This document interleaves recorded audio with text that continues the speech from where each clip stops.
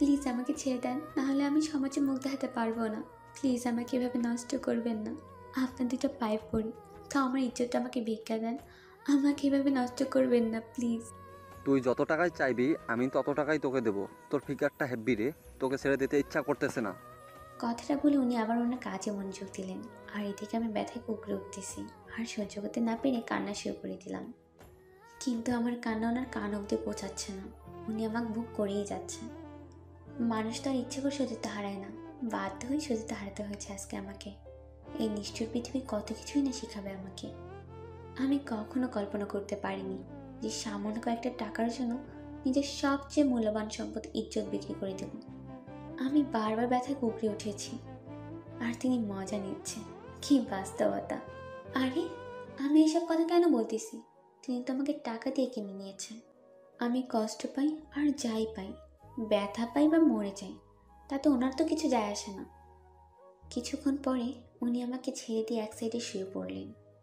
আমি ব্যথায় নড়তে পারছি না, আর কি করব ভেবে পাচ্ছি না, শুয়েই কান্না করে যাচ্ছি। এই মেয়ে, কান্না করতে হবে না, হোটেল ছেড়ে দিতে হবে আমাদের। টাকা দিয়ে নিয়েছি 2 ঘন্টার জন্য, 2 ঘন্টা শেষ হতে আর বেশিক্ষণ দেরি নেই, তাই তাড়াতাড়ি রেডি হয়ে নে। আমি ওনার দিকে ফিরে তাকিয়ে আস্তে আস্তে বিছানা থেকে উঠে চুপচাপ আমার জামা কাপড় পরে নিলাম। ঠিক মতন দাঁড়াতে পারছি না। তোকে এইরকম দেখাচ্ছে কিসের জন্য? ন্যাকামি করতেছিস আমার সামনে? এই ব্যবসা করিস আর এখন আমাকে দেখাচ্ছিস যে তুই আজকে নতুন, তাই না? তার কথাগুলো কলিজায় আঘাত করতেছে, কিন্তু কোনো প্রতি উত্তর দিচ্ছি না। এখানে আমি কি করব? যেহেতু ওনার কাছে আমি টাকা দিয়ে বিক্রি হয়েছি, ওনার যা ইচ্ছা তাই বলতে পারে। আমি ওনার কথা তোয়াক্কা না করে হাঁটতে ধরলাম, কিন্তু হাঁটতে পারতেছি না। পরিচিতি নিলেই উনি আমার একটা হাত ধরে ফেললেন। তুই কি সত্যি আজকে নতুন, নাকি আমার সামনে নাটক করতেছিস? আমি টাকার জন্য আমার দেহ বিক্রি করতে বাধ্য হয়েছি, তা না হলে আমি কখনোই দেহ বিক্রি করতাম না। কি আজব কথা বলতেছেন আপনি? টাকার জন্য এখন কেউ দেহ বিক্রি করে? একটু আমার জায়গায় আপনাকে বসে দেখেন তো, যে আমি কেন টাকার জন্য দেহ বিক্রি করতে বাধ্য হয়েছি। তার মানে আমার ভিতরে কি পরিমাণে একটা জ্বালা, আর আমার কষ্টগুলো কি পরিমাণ। আচ্ছা চলেন তাহলে, আমি আপনাকে আপনার বাসায় নামিয়ে দিয়ে আসতেছি। আপনি আমাকে আগে জানাবেন না যে আপনি শুধু টাকার জন্য দেহ বিক্রি করতেছেন, ব্যবসা করেন না? বললে কি হতো? আপনি আমাকে এমনি এমনি টাকা দিয়ে দিতেন? কখনোই না। এখনকার সমাজে মানুষ এইরকম না।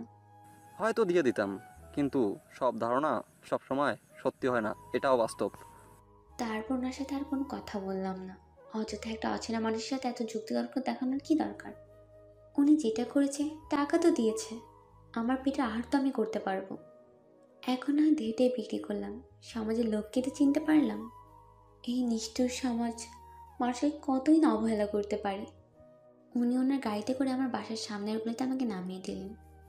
আমি এখান থেকে একা কিভাবে যাব ভেবে পাচ্ছি না। বারবার পরিচিতি নিলেও আবার উঠে দাঁড়িয়েছি। হঠাৎ করে পিছন থেকে আমাকে কে জানি জড়িয়ে ধরলেন। আমি চমকে উঠে ঝাটকে দিয়ে সরে আসতে চাইলাম, সরে আসতে পারলাম না। পিছনে ঘুরে তাকিয়ে দেখি ওই মানুষটা। আপনি না চলে গিয়েছিলেন, তাহলে এখন এখানে আছেন যে? চলে তো গিয়েছিলাম, কিন্তু আপনার অবস্থা দেখে আবার ফিরে আসতে বাধ্য হলাম। আপনাকে আপনার বাসার সামনে রেখে আসি। থাক, এত উদাহরণ দেখাতে হবে না। আপনি আপনার মতন থাকেন, আমাকে আমার মতন থাকতে দেন। আমি এখান থেকে যেতে পারবো। অনেক দয়া দেখেছেন, আর না। আমি যদি আপনাকে এই সাহায্যটুকু না করি তাহলে মনে হচ্ছে আপনি আজকে সারা রাত, মানে বাকি রাতটুকু যে আছে সেই রাতটুকু লেগে যাবে আপনার বাসায় পৌঁছে যেতে। তাই আমার সাহায্য নেন, ভালো হবে। আপনাকে এই গলির মানুষ দেখলে আপনাকে নিয়ে অনেক হাসি ঠাট্টা করবে, তাই আপনি এখান থেকে চলে যান, আমি যেতে পারবো। কিন্তু উনি আমার কথা না শুনে শক্ত করে জড়িয়ে ধরলেন। আমি বেশি হাঁটতে পারতেছি না দেখে উনি আমাকে সোজা কোলে তুলে নিলেন। ওনার এরকম আচরণ দেখে আমি অবাক হয়ে গেলাম। ওনাকে ইচ্ছা মতো কয়েকটা বকা দিলাম, কিন্তু তারপর উনি সব বকা হেসে উড়িয়ে দিলেন। আমাকে কোলে করে নিয়ে যাচ্ছে, আমি অবাক। তাই আমি আর কিছু বললাম না, চুপচাপ থাকলাম। উনি আমার বাসা ক্রস করে যাচ্ছে, আমি ওনাকে দাঁড় করিয়ে দিলাম। এটাই আমার বাসা, এখানে আমাকে নামিয়ে দিলেই চলবে। এই নিন, এই ওষুধগুলো খাবেন, তাহলে আর ব্যথা থাকবে না। আর আপনি যে এত বোকা, আগে আমি জানতাম না। এইগুলো আবার কিসের ওষুধ? আমি আপনার থেকে কোনো ওষুধ নিচ্ছি না। অনেক দয়া দেখিয়েছেন, এবার এখান থেকে যান প্লিজ। আমার কথাগুলো না শুনলে কিন্তু বড় ধরনের বিপদে ফেলে দেবো আপনাকে। আর আমার কথা শুনলে কোনো বিপদে পড়বেন না। কথাটা মাথায় রাখবেন, ওষুধগুলো নেন আর খাবেন ঠিক মতো, না হলে কিন্তু। কথা শুনে চুপচাপ ওনার হাত থেকে ওষুধ নিয়ে বাসায় চলে আসলাম। এখানে থাকা ঠিক হবে না, একটা অঘটন ঘটিয়ে ফেলেছি। আর এখন যদি গলির মানুষ আমাকে এই অফিসারের মানুষের হাতে দেখে, তাহলে আমার রুম থেকে আর বের হতে হবে না। তাই তাড়াতাড়ি রুমের ভিতর চলে আসলাম। রুমের ভিতর চলে এসে জানা দিয়ে ওকে মেরে দেখলাম উনি চলে যাচ্ছে। আজকে কেন যে এইরকম করতে গেলাম, না হয় আমার ব্রেকআপ হয়ে গেছে, তার জন্য একটা মেয়েকে নষ্ট করে ফেললাম। আজকে আমি নিজের রাগের বশে এই টাকা মানুষকে যে কত কিছু শিখিয়ে দেয়, আজকে শুধু টাকার জন্য ব্রেকআপ হয়ে গেল আমার। আসলে সব মেয়েকে একে পাল্লায় মাপা ভুল হয়ে যাবে, কারণ কেউ কোটি টাকার লোভে আমার জীবনটা নিয়ে খেলা করলো, আর কেউ টাকার জন্য আমার কাছে তার দেহটাই বিক্রি করে দিল। তাকে তো আমি মন থেকে ভালোবেসেছিলাম, তাহলে সে কেন আমাকে এইরকমভাবে ধোঁকা দিল? আরে শালি, তোর যদি টাকাই দরকার ছিল তাহলে কেন আমার মনটা নিয়ে খেলা করলি? পুতুলের মতো খেলা করলি, আমার সবশেষে রাস্তায় ছুঁড়ে ফেলে দিলি, তারপর চলে গেলি। কথাগুলো ভাবতে ভাবতে হেলে দুলে হাঁটতেছি, আর মদের বোতলটা পকেট থেকে বের খাইতেছি। হেলে দুলে গাড়ির এখানে এসে গাড়িতে বসলাম, বসে বাসায় চলে আসলাম। রাত্রে ওষুধটা খেয়ে ঘুমিয়ে পড়েছিলাম। কখন যে ঘুম ধরেছিল নিজেও জানি না। কিন্তু সকালে যখন ঘুম ভাঙলো তখন উঠে দেখি আমি স্বাভাবিক, আমার শরীরে কোনো প্রকার ব্যথা নেই। ওনাকে মনে মনে ধন্যবাদ দিলাম। আমি তাড়াতাড়ি করে বাইরে চলে আসলাম। ফার্মেসিতে এসে আমার বোনের জন্য ওষুধ কিনে নিলাম, আর ভালো ভালো কিছু ফলমূল কিনে নিলাম। গ্রাম থেকে শহরে আসার পর আমার বোনটা ভালো কিছু খায়নি। তাড়াতাড়ি করে নিয়ে বাসায় চলে আসলাম। এসে দেখি আমার বোনটা এখনও শুয়ে আছে। দেখতে কেমন জানি লাগতেছে। আমি গিয়ে তার পাশে বসে পড়লাম। তার মাথায় হাত বুলিয়ে দিতে দিতে আস্তে আস্তে ডাকতে লাগলাম। হঠাৎ সে আমার দিকে তাকিয়ে আছে ছল ছল চোখে। আপুরে, আমি কি বাঁচতে পারবো? তুই বৃথায় চেষ্টা করছিস আমার জন্য। আমার কলেজের টুকরা বোনের মুখ থেকে এরকম কথা শুনে আমার ভিতরটা দুমড়ে মুচড়ে উঠল। কি বলতেছে? আমি তাকে বাঁচানোর জন্য এত চেষ্টা করতেছি, আর সে বাঁচবার ইচ্ছাটুকু হারিয়ে ফেলেছে। তোর কিচ্ছু হতে দেব না আমি। এই দেখ, তোর জন্য ওষুধ নিয়েছি, আরও কত কিছু নিয়ে এসেছি। সেগুলো খেয়ে ওষুধ খেয়ে নে, দেখবি তুই সুস্থ হয়ে যাবি। তোর কিচ্ছু হবে না, আমি তোর কিচ্ছু হতে দেব না। তুই অযথাই কষ্ট করছিস আমার জন্য। দেখ, আমি তো মরেই যাব। তুই নিজের দিকটা দেখ। দেখ, আরেক বছর তুই এরকম অলক্ষণে কথা বলিস তাহলে কিন্তু আমি তোকে আছাড় মারবো, তোর অসুস্থতা দেখবো না। চুপচাপ ফলগুলো খেয়ে ওষুধ খেয়ে নে। দীর্ঘ শ্বাস নিয়ে নিলাম একটা। সঠিক সময়ে যদি টাকাগুলো হাতে পাইতাম তাহলে আজকে আমার বোনটা এতটা অসুস্থ হতো না। হায় রে মানুষ, কত কিনা করেছি টাকার জন্য, কতই না অপমান সহ্য করেছি। তারপরও কেউ টাকাটা দিল না, শেষ পর্যন্ত নিজের দেহটা বিক্রি করে দিতে হলো। হায় রে সমাজ, হায় রে সমাজের মানুষ। তারপর আমার বোনকে ওষুধ খাইয়ে দিয়ে আমি বাসা থেকে বেরিয়ে যাব কাজের সন্ধানে। কত টাকা এনেছি, এই টাকা দিয়ে তো 10 দিনও চলবে না। তারপর তো আবার টাকার দরকার হবে। তার থেকে এখনই কাজ খুঁজি, 1 সপ্তাহের মধ্যে তো একটা কাজ পেয়ে যাব। আমার বোনকে বলে আমি বেরিয়ে পড়লাম। রাস্তায় বেরিয়ে এক সাইড দিয়ে হেঁটে যাচ্ছি। পাশের গলিতে গিয়ে কাজের সন্ধান করব। রাস্তার দুপাশে মানুষগুলো কীরকম কুনজরে তাকিয়ে আছে। গরিব মানুষ একটু দেখতে সুন্দর হলে যা হয় আর কি, লালসার দৃষ্টিতে সবাই তাকিয়ে থাকে। এটাই বাস্তবতা। গরিবদের সুন্দর হতে নেই, তাহলে যত সমস্যায় পড়তে হয় তাদের। নিজেকে যতটা পারি ঢেকে রেখেছি। ঢেকেরও কি হবে, দেহটাই তো বিক্রি করে দিয়েছি। এখন উপরটা ফিটফাট দেখে লাভ কি? হঠাৎ করে মনে হলো পিছন থেকে কেউ আমাকে ফলো করতেছে। পিছনে তাকিয়ে দেখি তেমন কেউ নেই যে আমাকে ফলো করবে। আবার হাঁটতে ধরলাম। আমার মনে হচ্ছে আমাকে পিছন থেকে কেউ ফলো করতেছে। পিছনে তাকিয়ে দেখি কেউ নেই, তাই এবার জোরে জোরে হাঁটতে লাগলাম। কিন্তু সামনে যাকে দেখতে পেলাম আমি তো পুরাই অবাক। কি করব ভেবে পাচ্ছি। আপনার দেহটাকে বিক্রি করবেন? ওনার মুখ থেকে এরকম কথা শুনে আমি থতমত খেয়ে গেলাম। কি উত্তর দিব? আর উনি কি আবল তাবল কথা বলতেছে আমাকে। কি হলো, এইভাবে চুপ হয়ে গেলেন যে? আমার প্রশ্নের উত্তর দিচ্ছে না কেন? আপনি কি টাকার জন্য আপনার দেহ আবার বিক্রি করবেন? কেন, কিনবেন বুঝি? আগে আমার প্রশ্নের উত্তরটা দেন। টাকার জন্য কি আপনি আবারও দেহ বিক্রি করবেন? সেটা ভবিষ্যতে ভাগ্যই বলে দিবে কি করব। চলেন, আজকে আপনাকে আমি একটা জায়গায় নিয়ে যাব, দেখবেন যে আপনার মন ঠিক হয়ে যাবে। আমি বড়লোকের দুলানি না যে আপনি আমাকে ঘুরতে নিয়ে যেতে চাইলেই আমি চলে যাব আপনার সাথে। আমাকে কাজের সন্ধানে যাইতে হবে এখন। সারাদিনে হয়তো 500 টাকার কাজ করবেন আপনি, আমি আপনাকে 1000 টাকা দিব। তাও আপনি আমার সাথে চলেন। দেখেন, এটা ঠিক না। আপনি আমাকে টাকার বিনিময়ে ভোগ করেছেন, আর আপনার সাথে শুধু আমার 2 ঘন্টার সম্পর্ক ছিল, আর টাকার কন্ট্রাক্ট ছিল শুধু 2 ঘন্টার জন্য, তাই না? তারপর তো আমি আপনার কথা শুনতে বাধ্য না। হ্যাঁ, সেটা ঠিক। আমি সেটা জানি যে আপনি শুধু 2 ঘন্টার জন্য আমার কথা শুনেছিলেন, কারণ আপনি 2 ঘন্টার জন্য আমার কাছে টাকা বিক্রি ছিলেন। কিন্তু এখন মানবতার খাতিরে চলুন। মানুষের সাথে বেশি মানবতার খাতির দেখালে মানুষ শুধু মন্দ চিন্তায় সবসময় মগ্ন থাকে, তাই মানবতার খাতির দেখানো বন্ধ করে দিয়েছি। আরে এত কথা বলতেছি কিসের জন্য আপনার সাথে? আপনাকে আমার সাথে যেতে বলেছে, আপনি যাবেন, শেষ। আমি যেতে পারবো না, আপনি চলে যান। আমি কাজের সন্ধানে বেরিয়েছি, আমাকে কাজ করতে হবে। আপনার মতো আমি বড় লোকের ছেলে না যে ঘুরে বেড়ালেই আমার পকেটে টাকা থাকবে। এখন যদি আপনি আমার সাথে না যান, তাহলে আমি এখানে সিন ক্রিয়েট করব। ভেবে দেখেন কি করবেন, যাবেন নাকি এখানে অন্য কিছু করব। কোনো কিছু উপায় না পেয়ে এক প্রকার বাধ্য হয়ে ওনার গাড়িতে উঠে বসলাম। উনি গাড়ি চালাচ্ছে, আমি শুধু বিড়বিড় করতেছি আর ওনাকে ইচ্ছা মতন গালি দিচ্ছি মনে মনে। ইতর, বান্দর, কুত্তা, শিয়াল, হাতি, গরু, সাদা চিকা ও ঘন্টার বংশধর কথাকার, আমাকে জোর দেখানো হচ্ছে, তাই না? কি ভুল করেছিলাম এরকম একটা খাটাস লোকের সঙ্গে কন্ট্রাক্ট করে? অনেক গালি দিয়েছেন আজকে, অন্য দিনের জন্য কিছু জমা রাখেন, না হলে আজকে তো সবকিছু শেষ করে ফেলতেছেন। আজব তো, উনি কি করে বুঝলেন যে আমি ওনাকে গালি দিচ্ছি? আর কোনো কিছু বিড়বিড় না করে চুপ করে বসে রইলাম। হঠাৎ করে বুঝতে পারলাম গাড়িটা শহর থেকে একটু দূরে চলে এসেছে। এবার আমার মনে ভয় লাগা শুরু হয়ে গেল। উনি আবার আমার কোনো ক্ষতি করবেন না তো? এভাবে নির্জন জায়গায় নিয়ে যাচ্ছে আমাকে। হঠাৎ করে একটা নির্জন জায়গায় গাড়িটা দাঁড় করালেন। তারপর উনি গাড়ি থেকে নেমে আমাকে কিছু না বলে হাঁটা শুরু করে দিলেন। আজব ব্যাপার, আমাকে টেনাচুর করে এনে এখন আমাকেই পাত্তা দিচ্ছে না, ব্যাপার কি? আমি গাড়ি থেকে নেমে ওনার পিছে পিছে যেতে লাগলাম। এটা কি ধরনের অসভ্যতামি? আপনি আমাকে এখানে কিসের জন্য নিয়ে আসলেন? আমাকে শহরে নিয়ে চলুন। এইটা আমার একটা প্রিয় জায়গা, যেখানে বসে আমার মনে মানুষের সাথে কত সুখ দুঃখের কথা বলতাম, কিন্তু সে আমাকে ধোকা দিয়ে চলে গেল। আমি ওনার কথা শুনে কিছুক্ষণের জন্য নিস্তব্ধ হয়ে দাঁড়িয়ে রইলাম। ওনার যদি গার্লফ্রেন্ড থেকে থাকে তাহলে উনি আমাকে টাকার জন্য কিসের জন্য কিনে নিলেন? আসলে ছেলেদের মন কখন কি করে বসে, মেয়েদেরকে ধোকা দিতে বেশি মজা পায় তারা। আপনার গার্লফ্রেন্ড যদি জানতে পারে যে আপনি মেয়েদের দেহ ভোগ করেন টাকার বিনিময়ে, তখন তো সে আপনাকে ছেড়ে চলে যাবে, তাই না? ছেড়ে চলে যাবে না, অলরেডি চলে গিয়েছে। মেয়েটার টাকাকে ভালোবাসতো, আমার মনটাকে না। দুঃখের বিষয়। তাহলে আপনি আমাকে এখানে নিয়ে আসলেন কিসের জন্য? আমাকে বাসায় রেখে আসুন। এখানে এসেছেন পরিবেশটা উপভোগ করুন, আর আমার একা এখানে আসতে একদম ভালো লাগে না, তাই আপনাকে সঙ্গে করে নিয়ে আসলাম। আসলে আমি বুঝতে পারতেছি না আপনার উদ্দেশ্য কি? উদ্দেশ্যটা হলো এইখানে আমি আপনাকে আবার ভোগ করব, তাই।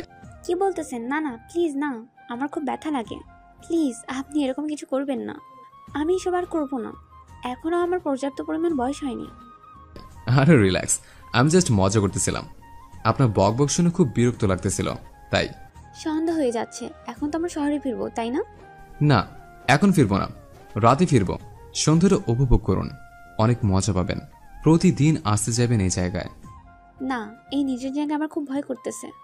যদি কোনো চোর ডাকাত এসে পড়ে তাহলে? যেভাবে ভয় পাচ্ছেন আপনি, মনে হচ্ছে যে আপনি গয়না ভর্তি করে নিয়ে এসেছেন, যে চোরে ডাকাত এসে সেগুলো নিয়ে যাবে। আমাকে এখানে এনে বিপদে ফেলে দিয়ে মজা নিচ্ছেন? আপনার ভালো হবে না। আমি জানি তো আমার ভালো হবে না কখনো, কারণ আমার ভাগ্যটাই খারাপ। আপনার মতো খাটার সাথে কিসের জন্য যে পরিচয় হয়ে গেল বুঝতে পারতেছি না। আমাকে প্লিজ নিয়ে চলুন শহরের ভিতরে। ওনার সাথে কথা বলতে আরও কিছু সময় কেটে গেল। হঠাৎ করে আমার বোনের কথা মনে পড়লো, আর তখনই আমার ভিতর ভেঙে যেতে লাগলো। আমার বোন বাসায় একা, আর আমি এখানে এসে ওনার সাথে। না না, প্লিজ আপনি আমাকে নিয়ে চলুন। আমার অসুস্থ বোন একা বাসায়, রাত হয়ে গেছে, আমার জন্য টেনশন করতেছে হয়তো। আপনার বোনের কি হয়েছে যে অসুস্থ? আরে আপনি আমাকে নিয়ে যাবেন প্লিজ, আমার খুব খারাপ লাগতেছে। আমার বোনের কথা এতক্ষণ স্মরণ ছিল না আমার। প্লিজ আমাকে নিয়ে চলুন, আপনাকে অন্য একদিন বলবে এই ঘটনা। তারপর আমার কাকুতি মিনতি দেখে আমাকে নিয়ে শহরের উদ্দেশ্যে রওনা দিলেন, আর খুব দ্রুত গাড়ি চালিয়ে আমাকে আমার গলিতে নামিয়ে উনি চলে যেতে নিলেন। আমিও বাসে চলে আসতেছি। হঠাৎ করে দেখি গাড়িটা থামিয়ে নেমে আবার চলে আসলেন আমার সাথে। আপনি আবার এখানে আসলেন, বাসায় যাবেন না? আপনার বোনকে দেখব, তারপর বাসায় যাব। না প্লিজ, আপনি বাসায় চলে যান। এখন যদি এই অবস্থায় আপনাকে আমার সাথে দেখে তাহলে মানুষ নানা ধরনের কথা বলবে। সমস্যা নেই, আমি সবকিছু মেনটেন করে নিতে পারবো, কেউ কোনো কিছু বলবে না। আপনি চলেন তো। না, আমি আপনাকে ভিতর নিয়ে যেতে পারবো না। আপনি এখান থেকে চলে যান। বলছি না কেউ কিছু বলবে না, আপনি চলেন। আসলে মানুষের সাথে একটু ভালো ব্যবহার করলে যেটা হয় আর কি। মাথায় চড়ে যাচ্ছেন কিন্তু আপনি। বলছি না আপনি এখান থেকে চলে যান। আপনি কি সিরিয়াসলি বলতেছেন আমি কি চলে যাব? হ্যাঁ, আমি সিরিয়াসলি বলতেছি, আপনি এখান থেকে চলে যান। আপনার জন্য আমি নানান লোকের নানান কথা শুনতে পারবো না। আচ্ছা, আমি চলে যাচ্ছি। যেহেতু আপনার সমস্যা হবে, আপনার সাথে সমস্যা না হয় তার জন্য তো আমাকে এখান থেকে চলে যেতে হবে। তারপর মেয়েটাকে আর কোনো কথা বললাম না, সোজা মাথা নিচু করে চলে আসলাম। গাড়িটা নিয়ে বাসার উদ্দেশ্যে রওনা দিলাম।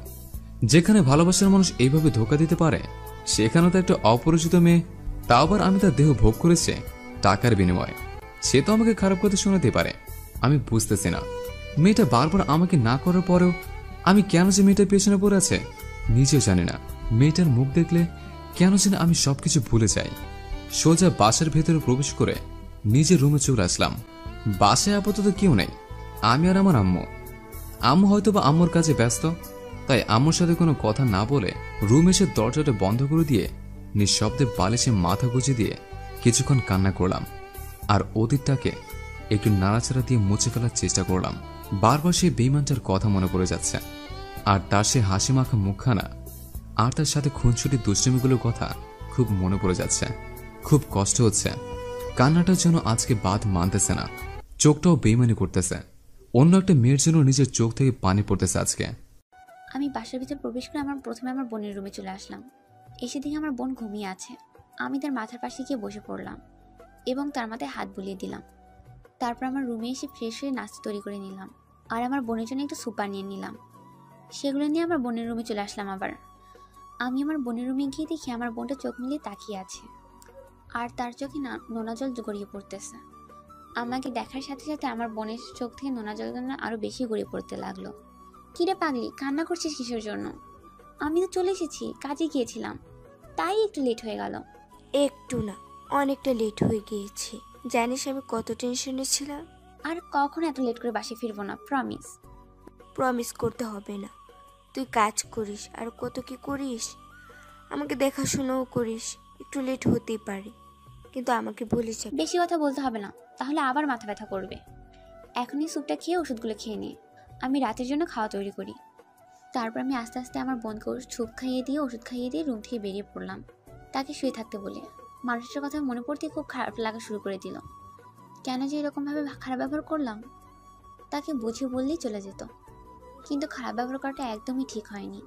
কিন্তু মানুষকে আবার বেশি মানবতা দেখাতে উল্টাপাল্টা করতে চায়, তাই আর কাউকে বিশ্বাস করতে পারি না। কিন্তু ওনার কিছু কথা কেন যেন আমার মাথায় বারবার ঘুরপাক খাচ্ছে। তার মানে একটা কথা হচ্ছে, তিনি আমাকে বারবার জিজ্ঞেস করতেছিলেন আমি টাকার জন্য আবার দেহ বিক্রি করবো কিনা। কিন্তু এই প্রশ্ন করার আসল উদ্দেশ্য কি? আর ওনার সাথে যখন আমি নির্জন জায়গায় ছিলাম, ওনাকে কেমন যেন উদাসীন দেখাচ্ছিল। আসলে উনি কি ডিপ্রেশনে আছে, নাকি আমাকে দেখাচ্ছে? হঠাৎ করে বাইরে থেকে কলিং বেলের আওয়াজ। তাড়াতাড়ি এসে দরজা খুলে দিলাম। দরজা খুলে বাইরে দাঁড়িয়ে থাকা লোকটাকে দেখে আমি অবাক। উনি এখানে কি করে? আমার মাথা ঘুরতে লাগলো। এখন আমি এইসব হ্যান্ডেল করব কিভাবে? আমি তো শেষ হয়ে যাব। না, এটা হতে পারে না। আপনি এখানে কিসের জন্য এসেছেন? লোকে দেখলে কি বলবে? প্লিজ আপনি এখান থেকে চলে যান। আপনার সাথে কিছু ইম্পর্টেন্ট কথা আছে, তার জন্য এখানে আসা, না হলে আসতাম না। কি আজব কথাবার্তা বলতেছেন? আপনার সাথে আমার কি ইম্পর্টেন্ট কথা থাকতে পারে শুনি? আপনার বোনকে দেখতে এসেছে। আপনার বোনের সুস্থতার জন্য যত টাকা লাগে আমি দেব, কিন্তু তার বিনিময়ে আমার কিছু চাই। তার বিনিময়ে আপনি আমার দেহটা চান, তাই না? আসলে সেরকম কিছু না, আমার কথাটা আগে সম্পূর্ণ শুনবেন তো। আমি বুঝে গেছি, এখন হয়তো ভালো ব্যবহার দেখাবেন, কিন্তু 2 দিন পর টাকার জন্য চাপ দিবেন। টাকা দিতে পারবো না, বলবেন দেহ দেন, এটাই তো। আমাকে টাকা দেওয়া লাগবে না, কিন্তু আপনার জন্য আমার কেন জানি মনে হচ্ছে যে। আপনার মতলবটা কি? আপনার উদ্দেশ্যগুলো আমি জানতে চাচ্ছি। আপনি কি উদ্দেশ্য নিয়ে আমার বাসায় এসেছেন, আর আমাকে কেন সাহায্য করতে চাচ্ছেন? আপনার সব প্রশ্নের উত্তর আমি পরে দেব, এখন চলেন আপনার বোনকে দেখা যাক। না, আগে আমার প্রশ্নের উত্তরগুলো দেন, তারপর আমার বোনকে দেখবেন। আগে আমার প্রশ্নের উত্তর দেন। কিন্তু উনি আমার কথার পাত্তা নিয়ে দিয়ে আমাকে সরিয়ে দিয়ে উনি আমার বাসায় প্রবেশ করে নিলেন। আমি ওনার ব্যবহার দেখে অবাক হয়ে গেলাম। উনি আসলে করতে চাচ্ছিটা কি, আর কেন উনি আমার সাথে এরকম করছে? উনি তো একটা অপরিচিত মানুষ। ওনার সাথে পরিচয় হওয়াটাই আমার ভুল হয়ে গেছে। কেন যে তার সাথে পরিচিত হতে গেলাম? কি আর করব, ভাগ্যে যেটা ছিল সেটাই হবে এখন। তারপর আমি আমার রুমে গিয়ে দেখি উনি আমার বোনের সাথে কথা বলতেছে। আমি পাশে গিয়ে দাঁড়িয়ে পড়লাম। আপনার ছোট বোনের সাথে কথা বলা শেষ। আপনার ছোট বোন রাজি। এখন যদি আপনি রাজি থাকেন তাহলে কালকে আমি ঢাকা হসপিটালে নিয়ে যাব তানহাকে। আপনি যদি আমাদেরকে এভাবে দয়া না দেখান তাহলে আমি খুশি হব। আমি কোনো প্রকার দয়া দেখাচ্ছি না, আমি শুধু সাহায্য করার চেষ্টা করতেছি, এর থেকে অন্য কিছুই না। আর আমাকে নিয়ে আপনার মনে কি আছে আর আপনি কি ভাবতেছেন আমি জানি না। আচ্ছা, আমি রাজি। আমার বোন যদি সুস্থ হয়ে এই পৃথিবীতে বেঁচে থাকতে পারে তাহলে আমি কেন রাজি হব না? আপনাকে অসংখ্য ধন্যবাদ যে আপনি বুদ্ধিমত্তার পরিচয় দিয়েছেন, কারণ আপনার দিকটা না ভেবে আপনার বোনের দিকটাই ভেবেছেন। আচ্ছা, আপনি আমার বোনের সাথে গল্প করুন, আমি আপনার জন্য কিছু নাস্তা রেডি করে নিয়ে আসছি। আম্মুকে না বলে চলে এসেছে। আম্মু টেনশন করবে আমাকে নিয়ে। আমি এখন বাসে যাচ্ছি, অন্য একদিন। আমি যেটা বলছি সেটাই, আর কোনো কথা শুনতে চাচ্ছি না। আপনি এখানে বসে গল্প করুন, আমি আপনার জন্য খুব তাড়াতাড়ি নাস্তা রেডি করে নিয়ে আসছি। তারপর ওনাকে কোনো কিছু বলতে না দিয়ে আমি তাড়াতাড়ি রুম থেকে বেরিয়ে পড়লাম, কারণ ওনাকে দেখলাম যে ওনার মুখে টেনশনের ছাপ পড়ে আছে। বুঝলাম না ওনাকে এত আপসেট দেখাচ্ছে কেন। বাসায় সেরকম কিছু ছিল না, যেটা ছিল সেটাই তৈরি করে তাড়াতাড়ি নিয়ে আসলাম। ওনার সামনে এসে দেখি আমার বোনের সাথে ভালোই ভাব জমিয়ে ফেলেছে। তারপর উনি রাস্তাগুলো খুব তাড়াতাড়ি শেষ করলো। বুঝলাম না ওনাকে দেখে এরকম লাগছে কিসের জন্য। আপনাকে এরকম দেখাচ্ছে কেন? আপনি কি কোনো কিছু নিয়ে চিন্তিত? সেরকম কিছু না, এখন আমাকে বাসে যেতে হবে। আপনি থাকেন, আপনার বোনকে আশ্বস্ত করেন যে সে খুব শীঘ্রই সুস্থ হয়ে যাবে, তার টেনশন করার কিছু নেই। আমি তো তাকে বারবার এই কথাটা বোঝানোর চেষ্টা করি, কিন্তু ব্যর্থ হয়ে গেছি। এখন ঘুমিয়ে পড়েছে, তাকে দেখে বোঝা যাচ্ছে তার শরীরটা অনেক দুর্বল, যেটা বলার বাইরে, তাই অল টাইম ঘুমিয়ে থাকে। অনেক চেষ্টা করেছিলাম, অনেক ডাক্তার দেখিয়েছি, কিন্তু কেউই টাকা ছাড়া চিকিৎসা করতে নারাজ। এটা শহর, এখানে সবাই টাকা চেনে, অন্য কিছু চেনে না। এখানে মানবতা বলতে কিছুই নেই। তাহলে আপনি আমাদেরকে এরকম মানবতা দেখাচ্ছেন কিসের জন্য? বললাম তো, অন্য একদিন সবকিছু ঘটনা খুলে বলবো। আজকে তাহলে আমি আসি। আচ্ছা, দেখে শুনে যাবেন, অনেক রাত হয়ে গেছে, এত রাতে না আসলেও পারতেন। এত রাতে না আসলে দিনে তো আর বাসায় ঢুকতে দিতেন না, তাই বুদ্ধি কাটিয়ে রাতে চলে এসেছে। তখনকার ব্যবহারের জন্য আমি খুবই দুঃখিত, কারণ আমি একটা মেয়ে মানুষ, আমাকে সোসাইটি মেনটেন করতে হয়। আমি তো সবকিছু ভুলে গেছি, আপনি ভুলে যান তাহলে হবে। আপনাকে অসংখ্য ধন্যবাদ আমার কথা কোনো কিছু মনে না করার জন্য। আমি তো ভেবেছিলাম মন খারাপ করেছেন, আর কখন হয়তো আমার সামনে আসবেন না। আমি যে ব্যবহার করেছি আপনার সাথে। আচ্ছা, গল্প করতে করতে অনেক রাত হয়ে গেল, এখন আমি তাহলে বাসায় যাই। আচ্ছা, গুড নাইট। আর একদম ঘুমিয়ে যাবেন, কোনো টেনশন থাকবে না, সবসময় চিন্তামুক্ত থাকার চেষ্টা করবেন, তাহলে দেখবেন শরীর ভালো থাকবে। তারপর সেখান থেকে বেরিয়ে পড়লাম বাসার উদ্দেশ্যে। বেরিয়ে দিকে রাস্তাটা একদম নির্জন হয়ে আছে, শুধু কুকুর ছাড়া কোনো মানুষ দেখা যাচ্ছে না। কুকুরগুলো আমার চারিপাশে দিয়ে হাঁটাচলা করতেছে, মনে হচ্ছে যে আমি কোনো চোর, আর এই কুকুরগুলো সিকিউরিটি গার্ড এই এলাকার। আমি আবার কুকুরকে অনেক ভয় পাই, তাই ভয়ে ভয়ে তাড়াতাড়ি গিয়ে গাড়িতে উঠে পড়লাম। গাড়ি নিয়ে তাড়াতাড়ি সেখান থেকে চলে আসলাম।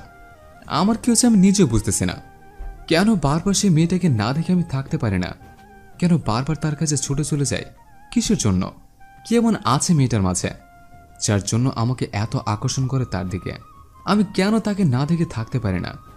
কিসের জন্য এরকম হচ্ছে আমার সাথে? বাসায় এসে চুপি চুপি বাসার ভেতর প্রবেশ করে রুমে গিয়ে রুমের লাইট অফ করে দিয়ে শুয়ে পড়লাম। আর কোনো কিছু চিন্তা আসবে না, কারণ তাকে দেখে এসেছে, আর মাথায় কোনো কিছু টেনশন আসবে না। ঘুম থেকে উঠলাম, উঠে আমার বোনের রুমে এসে দেখি আমার বোন একদম শান্তশিষ্ট হয়ে ঘুমিয়ে আছে। কবে যে আমার বোনটা সুস্থ হবে, কবে যে ওর মুখে আগের হাসিটাই দেখতে পারবো, সেই অপেক্ষায় আছি। হঠাৎ করে বাসার কলিং বেলটা বেজে উঠলো। এত সকাল সকাল আবার কে আসলো? তারপর আমার বোনের রুম থেকে বেরিয়ে দরজা খুলে দিলাম। এত সকাল সকাল উনি এখানে কিভাবে সম্ভব? আমি দরজা খুলে দেওয়া মাত্রই উনি হনুমানের মতন ভিতরে প্রবেশ করলেন, আর আমি চোরের মতন করে দরজা বন্ধ করলাম, কেউ যেন দেখতে না পায়। আপনি কি সারা রাত জেগেছিলেন? এত সকাল সকাল চলে আসলেন কিভাবে? আজকে নিজেও জানি না এত সকালে কিভাবে ঘুম থেকে উঠে পড়লাম। ঘুম থেকে উঠে পড়েছে, তাই এখানে চলে আসলাম। দেরি করে আসলে তো অনেকে জেগে যাবে, তখন তো নানা লোকে নানা কথা বলবে। এখন আপনার বোনকে জাগিয়ে তোলেন, ওকে ধরে হাসপাতালে নিয়ে যাই। আমার কিছু পার্সোনাল কথা ছিল আপনার সাথে। বলেন, সমস্যা নেই, কিন্তু তাড়াতাড়ি, কারণ একটু পর তো সবাই। আসলে আপনি এত উত্তেজিত কেন? আমার সাথে থাকার জন্য? আমি নিজেও জানি না কেন আবার এরকম হচ্ছে, কিন্তু আপনাকে না দেখলে থাকতে পারে না, এটাই হলো মেইন সমস্যা। আপনি কি বলতে চাচ্ছেন আমাকে একটু ক্লিয়ার করে বলুন তো। এক কথায় আপনাকে না দেখলে এখন আমি থাকতে পারি না, এটা হচ্ছে আমার মেইন সমস্যা। তার জন্য বারবার আপনার কাছে ছুটে চলে আসে। আমার মধ্যে একটা দীর্ঘবিক্রিত মেয়েকে আপনাকে ভালো লাগে? এটা ভাবতেই আমার কাছে অবাক লাগতেছে। তার থেকেও বেশি রাগ হচ্ছে। আমি নিজেও জানি না আমার কি জন্য এরকম হচ্ছে। আপনাকে না দেখে আমি কেন থাকতে পারছি না নিজেও জানি না। আপনি যেটা ভাবতেছেন সেটা আমার জন্য কখনোই পসিবল না, কখনোই না। সেটা পরে দেখা যাবে। এখন তানহাকে ডাকুন তো আপনি। আমি আর কোনো প্রকার কথা বাড়ালাম না, চুপচাপ সেখান থেকে চলে আসলাম। আমার মনে এখন অন্যরকম একটা ভাবনা চলে এসেছে। উনি কি বলতেছে এগুলো আবল তাবল কথাবার্তা? এটা তো আমার জন্য কখনোই সম্ভব না, কারণ আমি কোথায় আর উনি কোথায়, আকাশ পাতাল তফাৎ। এটা কোনোভাবে সম্ভব না। তার উপর আবার আমি ওনার কাছে টাকায় বিক্রি হয়েছিলাম। উনি হয়তো আমার দেহের মোহে পড়ে গেছে, তার জন্য হয়তো উনি এরকম পাগলামি করতেছে। যখন আমার দেহমোহ থাকবে না তখন ঠিকই উনি আমাকে ছেড়ে দিবে। তারপর আমি রান্নাঘরে গিয়ে ওনার জন্য 1 কাপ চা বানিয়ে নিয়ে এসে ওনার হাতে দিয়ে তানহার রুমে চলে গেলাম। এই যে আমার বোনটি, সকাল হয়েছে, ওঠো, আজকে তোমাকে হসপিটালে নিয়ে যাব। কয়েকবার ডাকার পর আমার বোনের ঘুম ভেঙে গেল। তারপর তখনই সে আমাকে জিজ্ঞেস করতে লাগলো, এত সকালে আজকে তুমি উঠে গেছো, ব্যাপার কি? তোমাকে তো এত সকালে উঠতে দেখি না, নাকি কাজে যাচ্ছ আজকে? আমার তো কাজ নেই, আমার এমনিতেই ঘুম ভেঙে গিয়েছে। কিন্তু একটা আজব ঘটনা ঘটে গিয়েছে। কালকে তোর সাথে যে ভাইয়াটা কথা বলে গিয়েছিল না, সে আজকে সকাল সকাল এসেছে আমাদের বাসায় তোকে হসপিটালে নিয়ে যাওয়ার জন্য। কি বলো আপু, এটা কিভাবে সম্ভব? লোকটা আমাদেরকে এত সাহায্য করছে, নাকি তোমার সাথে কিছু চলছে তার? আরে না, সেরকম কিছু না। হঠাৎ করে ওনার সাথে পরিচয়, আর আমার কথাগুলো তাকে বলেছিলাম, তার জন্য উনি আমাদের সহানুভূতি দেখাচ্ছে। আপু, কি দরকার ছিল অযথা একটা অপরিচিত মানুষের সাথে এতটা পরিচিত হওয়ার, বৃথা চেষ্টা করার? আমি আর কোনো কথা শুনতে চাচ্ছি না, এখন তুই রেডি হয়ে নে। ও সরি, চল আমার কাঁধে হাত রাখ, আমি তোকে রেডি করাচ্ছি। তারপর আমি আমার বোনকে রেডি করিয়ে নিলাম। আমার বোনকে ধরে বাইরে এসে আমি তো অবাক, লোকটা গেল কোথায়? তাহলে উনি কি আমাদেরকে মিথ্যা আশ্বাস দিয়েছিল? হঠাৎ করে যেটা ঘটলো তার জন্য আমরা দুজন প্রস্তুত ছিলাম না। হঠাৎ করে দেখি উনি ছোট বাচ্চাদের মতন চিল্লাতে আমার সামনে এসে উপস্থিত। কি ব্যাপার, আপনি এভাবে চিল্লাচ্ছেন কেন ছোট বাচ্চাদের মতো? আপনাদের বাসায় তো তেলাপোকা, আপনারা থাকেন কিভাবে? তাও আবার আপনার মেয়ে হয়ে। আর মেয়েদের তো তেলাপোকা দেখলে অনেক ভয় করে, তাহলে আপনারা থাকেন কিভাবে? আমরা গ্রাম থেকে এসেছি, শহরের মেয়ে না যে তেলাপোকা দেখলে ভয় পাবো। আমাদের তেলাপোকা দেখলে ভয় লাগে না। কি বলতেছেন এসব? আমার তো এখনই প্রাণ বেরিয়ে যেত। এত তেলাপোকা, আমি তো ভয়ে শেষ। কি বলছেন এসব আপনি? একটা ছেলে মানুষ হয়ে তেলাপোকাকে ভয় পান? এটা তো হাস্যকর একটা বিষয়।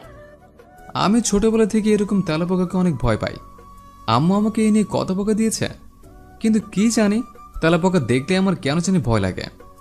আমাকে বলেছেন অন্য কাউকে বলবেন না, তাহলে আপনাকে নিয়ে সবাই হাসি ঠাট্টা করবে। তার কারণ আপনি একটা ছেলে মানুষের সামান্য তেলাপোকাকে ভয় পান। আপনি বলতেছেন সামান্য তেলাপোকা? তার গাটা দেখেছেন কিরকম, আর তার গায়ে কতগুলো আড়া, আমার তো দেখলেই কেমন জানি লাগে।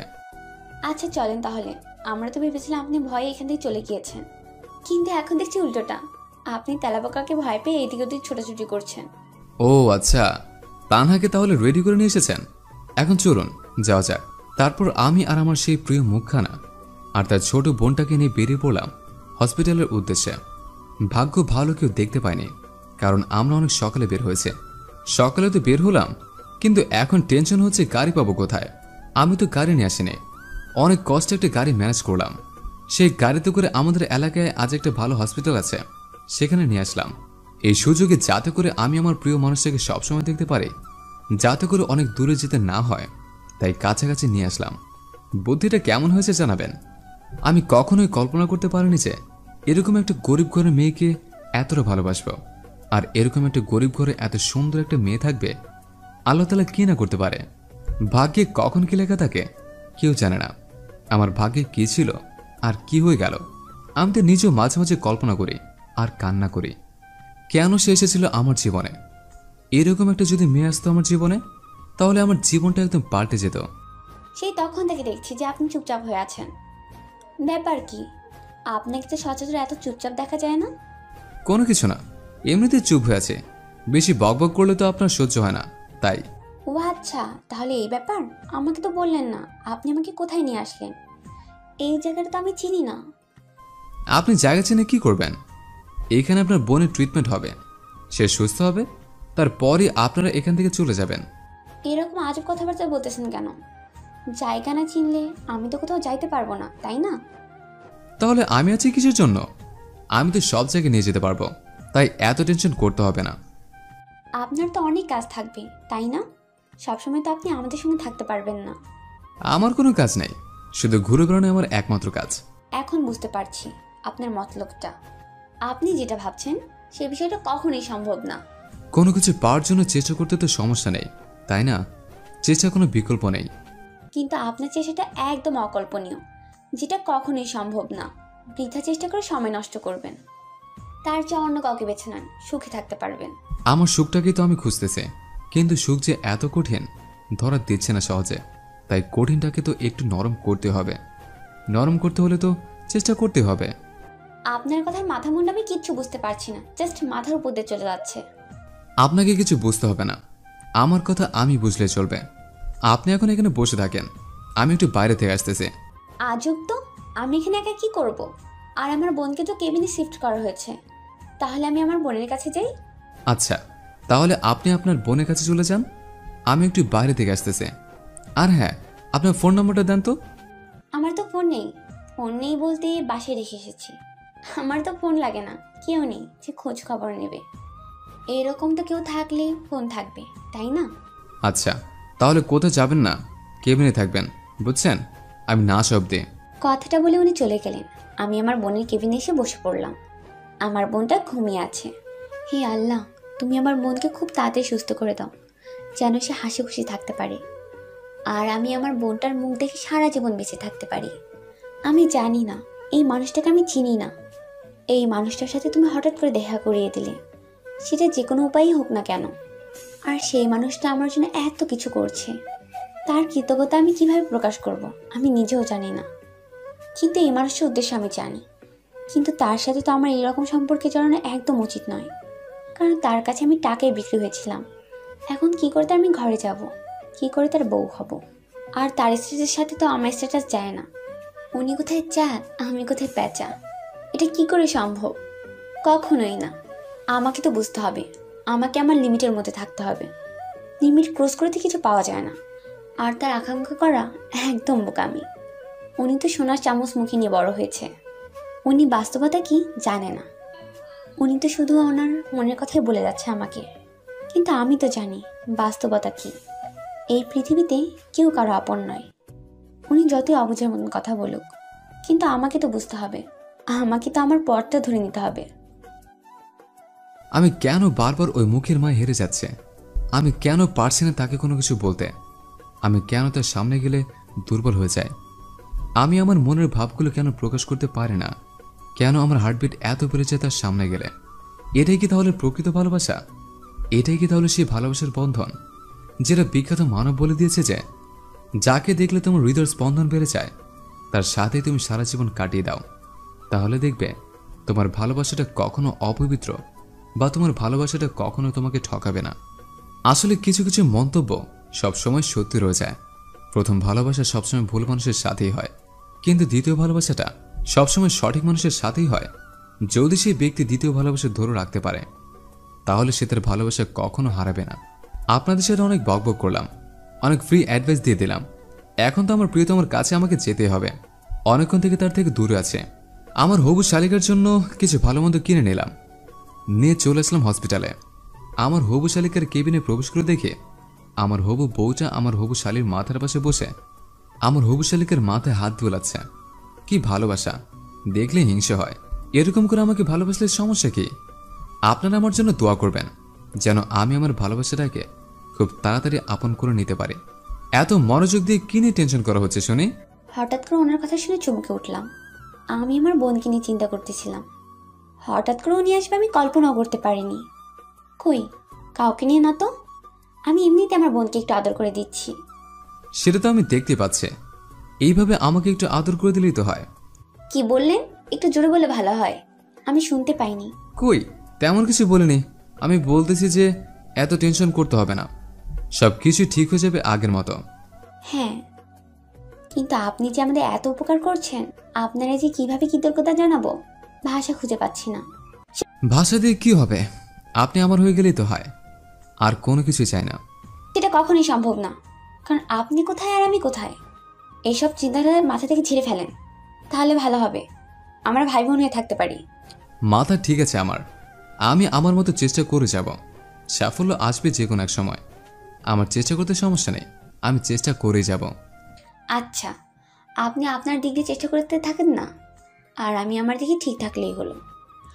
আচ্ছা, দেখা যাবে। আপনার মনে আমার জন্য ভালোবাসা তৈরি করে দেখাবো, এটা আমার চ্যালেঞ্জ। আপনি অযথা এরকম পাগলামি করছেন। অন্য মেয়েকে দেখে বিয়ে করে নেন। আপনার মাঝে যে নেশাটা কাজ করে, অন্য মেয়ের প্রতি তো আমার সেই নেশাটা কাজ করে না। এখন কি করব? অনেক ন্যাকামি করছেন। হাতে ওগুলো কি হাতে নিয়ে দাঁড়িয়ে আছেন? এইগুলো আমার হবু শালিকার জন্য, তার ঘুম ভেঙে গেলে এগুলো খাইয়ে দিবেন। আপনার কি মনে হচ্ছে না আপনি একটু বেশি বেশি করে ফেলছেন?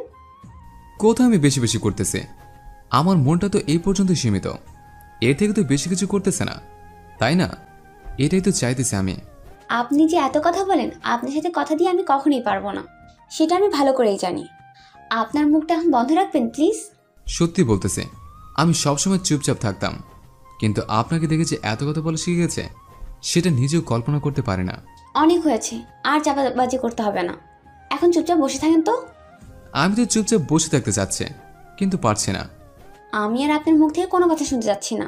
আমার কানটা ঝালাপালা করে দিলেন। অভ্যাস করে নিতে হবে না, সারা জীবন যদি শুনতে হবে, এখন থেকে অভ্যাস করে নেন, তাহলে পরে সমস্যা হবে না। আপনি না জেগে জেগে স্বপ্ন দেখে বাদ দেন, বুঝলেন?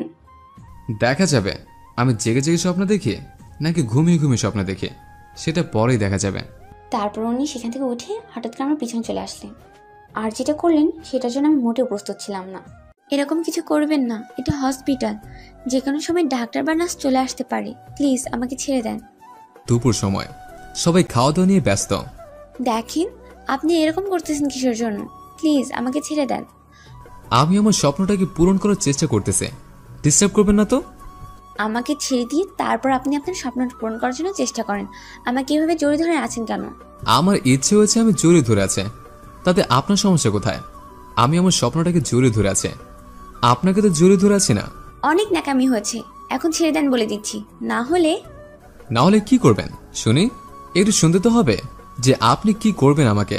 আমি আপনাকে কিছু করব না। প্লিজ আপনি আমাকে ছেড়ে দিয়ে দূরে গিয়ে দাঁড়িয়ে থাকেন। আমার বোন যে কোনো সময় জেগে যেতে পারে। দেখেন, আমার হবু শালিকা কি আরামে ঘুমাচ্ছে, এখন এত জোরে কথা বললে তো তোর ঘুমটা নষ্ট হয়ে যাবে, তাই না? তাকে ডিস্টার্ব করা ঠিক হচ্ছে না। আমি যেমন চুপচাপ আপনাকে জড়িয়ে ধরে আছে, আপনিও চুপচাপ শুধু অনুভব করতে থাকেন। আমার খুব বিরক্ত লাগতেছে, আর আমি কি অনুভব করব শুনি? বিরক্ত লাগবে কিসের জন্য? আপনি শুধু আমার ভালোবাসাটা অনুভব করেন, দেখবেন যে আমাকে ছেড়ে আর কোথাও যাবেন না, আমার কাছেই থাকবেন সব সময়। ওরে হয়েছে, আর ন্যাকামি দেখাতে হবে না, অনেক করেছেন, আর না। এখন আমাকে ছেড়ে দেন, না হলে কিন্তু কি? আপনি কি করুন আমাকে, আমি তা দেখতে পাচ্ছি যে আপনি আমাকে কি করতে পারবেন রেগে গিয়ে।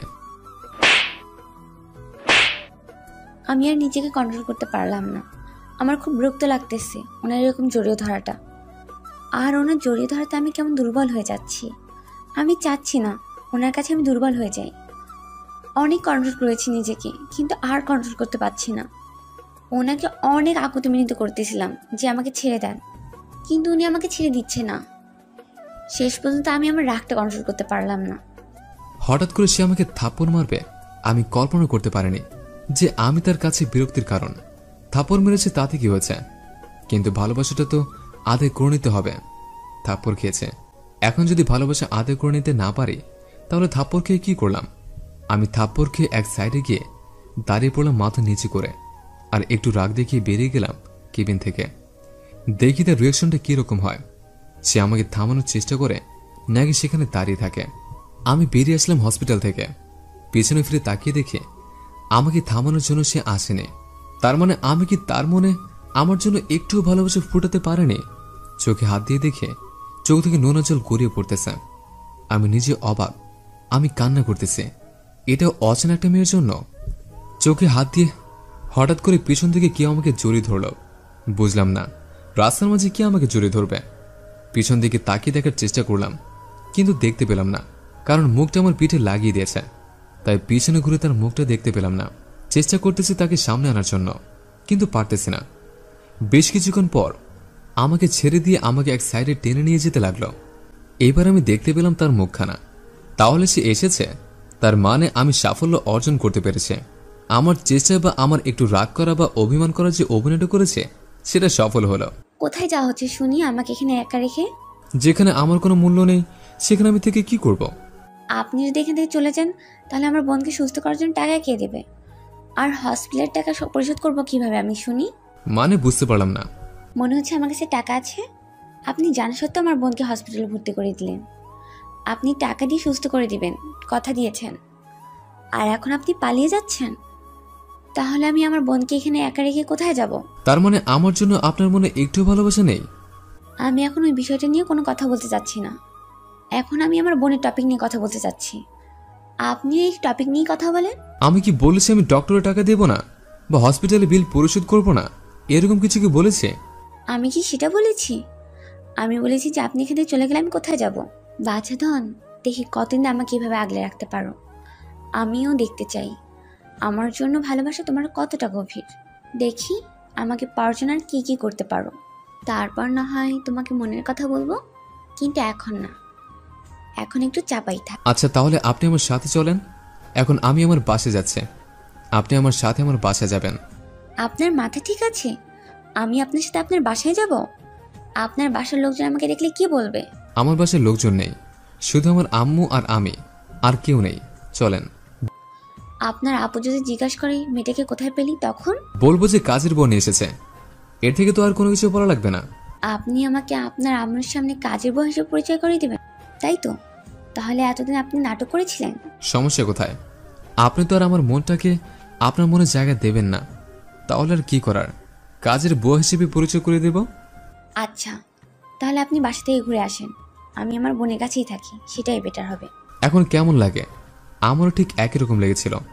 আমি জানি তুমি আমাকে ভালোবাসতে শুরু করে দিয়েছ। তোমার চোখের ভাষা আমাকে সেটা ইঙ্গিত করতেছে।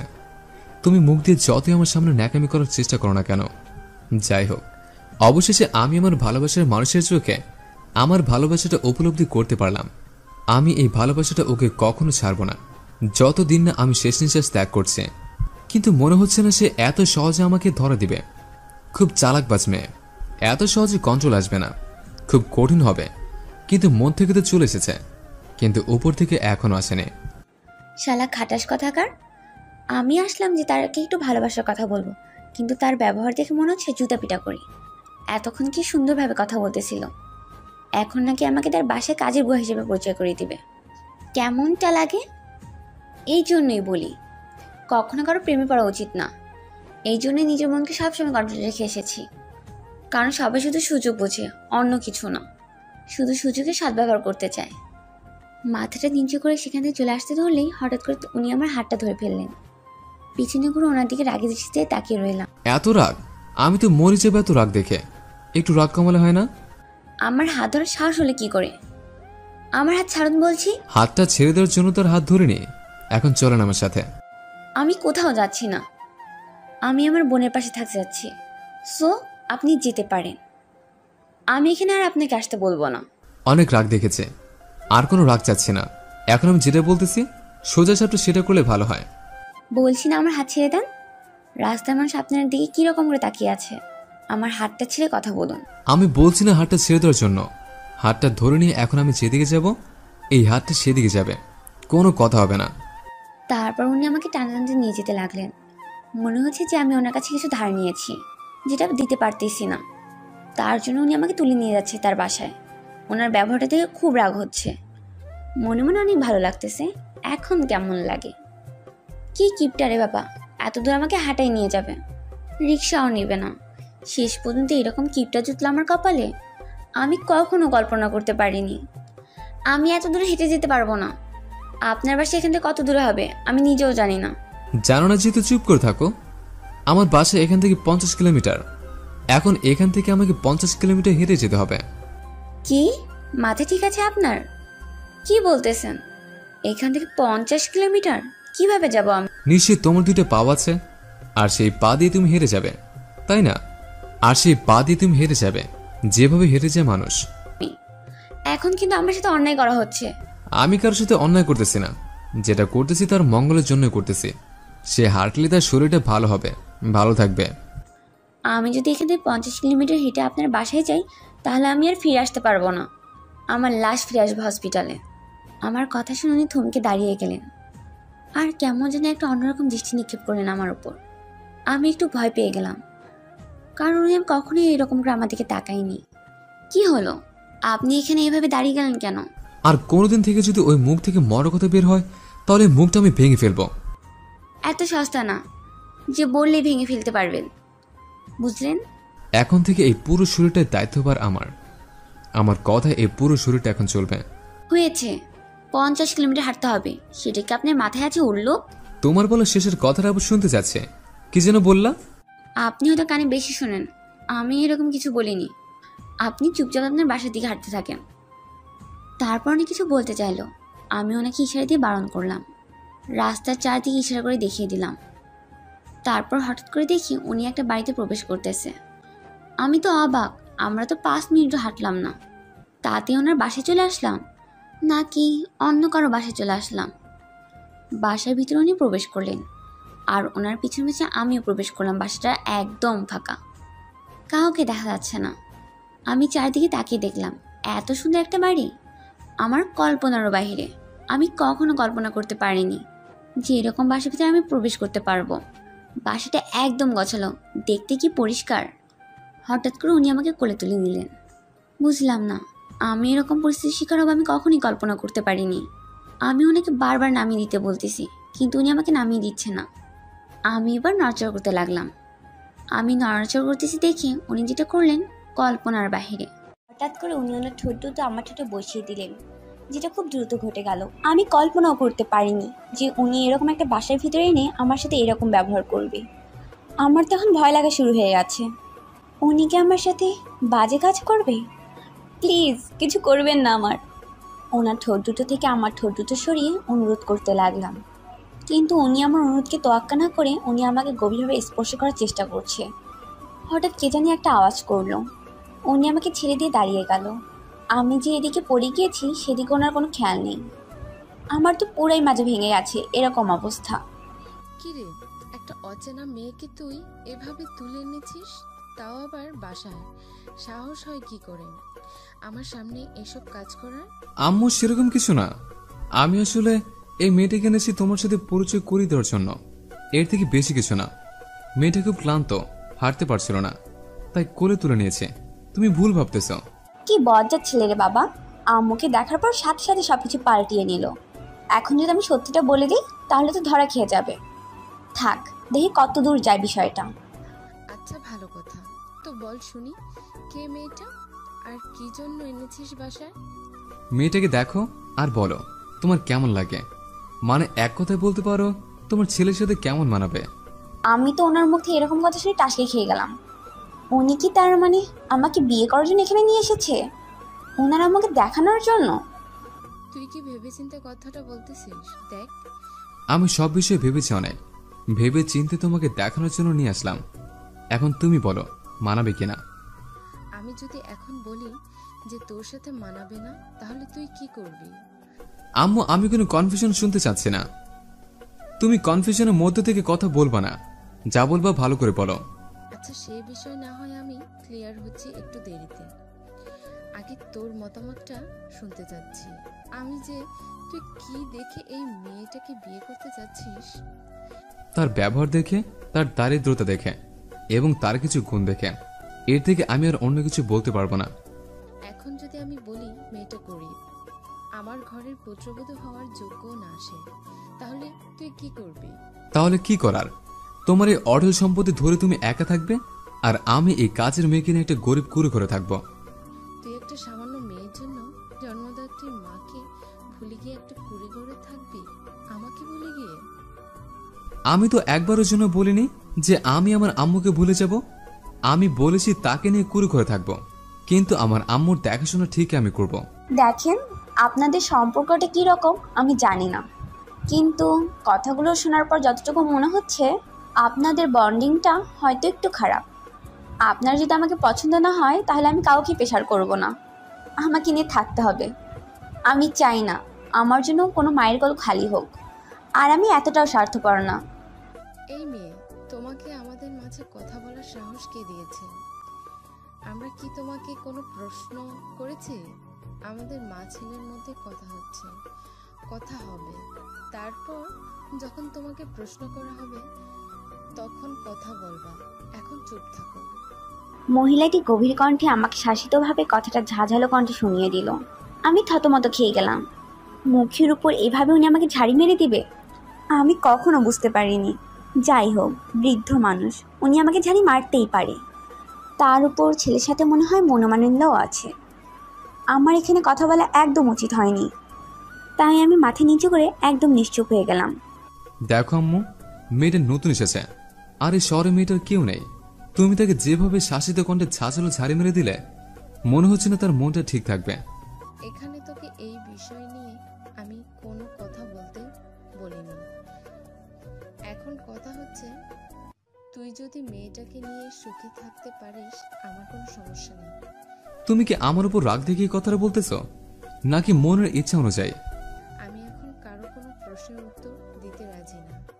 আমি রুমে যাচ্ছি, আমার খুব ক্লান্ত লাগছে, ডিস্টার্ব করবি না। আজব ব্যাপার, আজকে হঠাৎ করে তোমার কি হয়ে গেল? আজকে আমার সাথে এরকম ব্যবহার করতেছো কিসের জন্য তুমি? আমি কোনো রকম খারাপ ব্যবহার করতেছি না কারোর সাথে। আমার খারাপ লাগতেছে, আমি এটাই বললাম। এখন কারোর সাথে কথা বলতে ইচ্ছা করতেছে না, আমি রুমে যাচ্ছি। তুমি কিন্তু মেয়েটাকে অপমান করতেছো, কারণ আমি মেয়েটাকে নিয়ে এসেছি।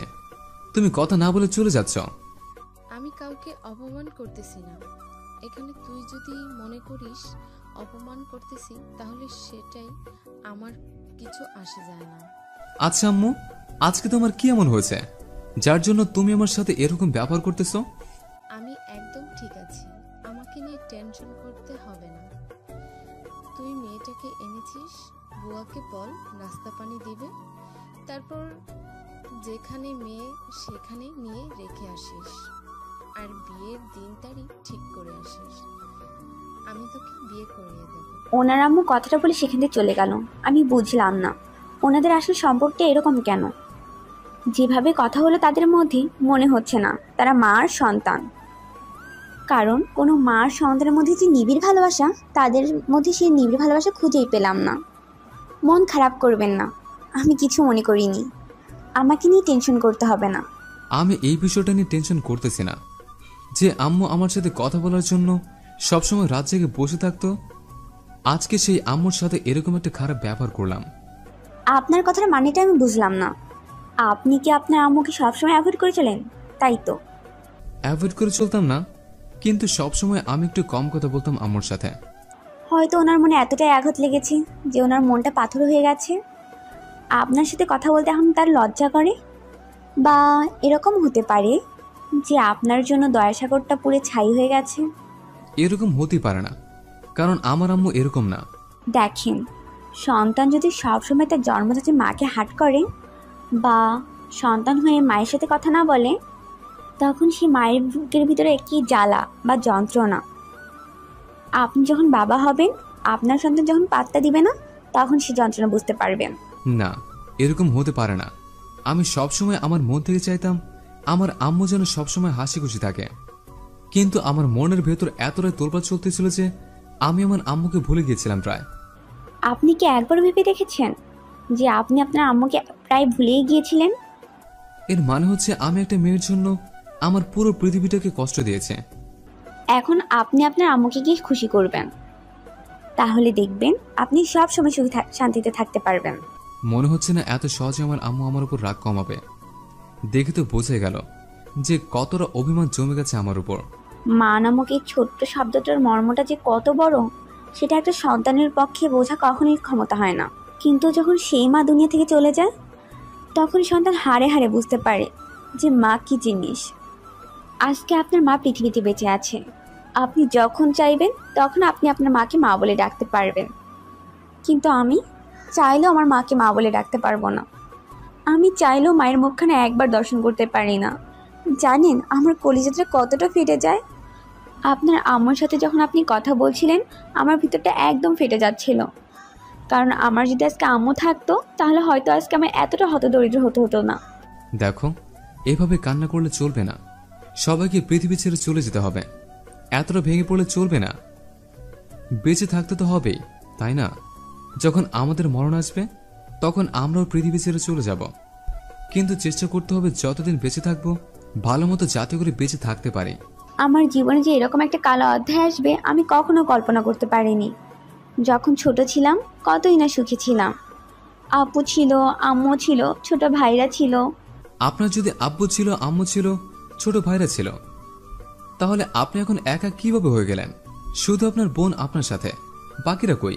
তারপর নাকি সব কিছু খুলে বললাম কি কি হয়েছিল আমার ফ্যামিলির সাথে, কি জন্য আজকে আমরা এতিম। সেই কালো অধ্যায়, সেই কালো রাত্রের কথা। সেদিন আমার আব্বু আমাকে খুন করে একদল ডাকাত। সেই রাতটা যে আমি কিভাবে পার করে দিলাম আমি নিজেও জানি না। আমি কোথায় ছিলাম, কোন দিকে ছিলাম, কোন দিক থেকে কোথায় গিয়েছিলাম।